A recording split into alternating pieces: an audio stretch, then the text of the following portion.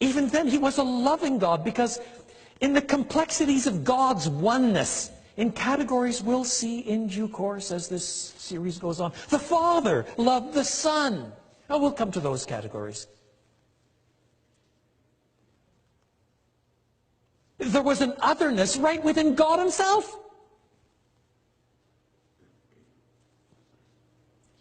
He didn't make us because he was lonely and thought, you know, my job as God will be a little more palatable if I make an image bearer or two that strokes me once in a while.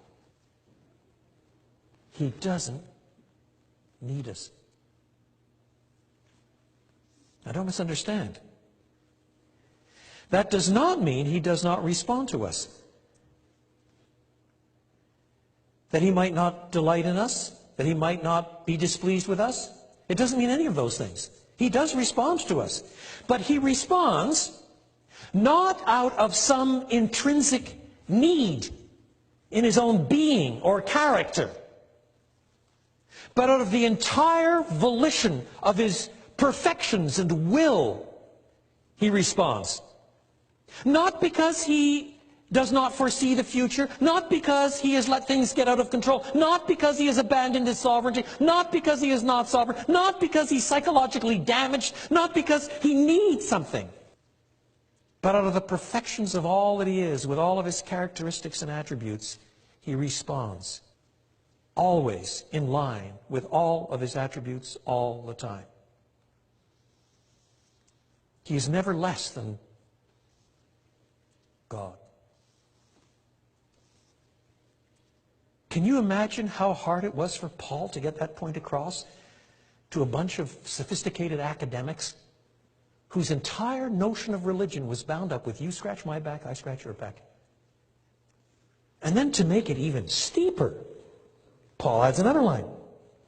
The God who made the world and everything in it is the Lord of heaven and earth and does not live in temples built by hands, and he is not served by human hands as if he needed anything. Rather, he himself gives everyone life and breath and everything else. We need him.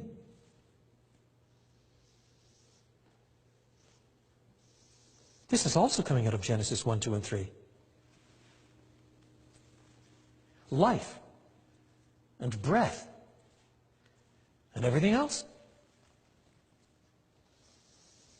When the Lord Jesus was alive at the beginning of the first century, he taught that not a sparrow falls from the heavens without God's sanction.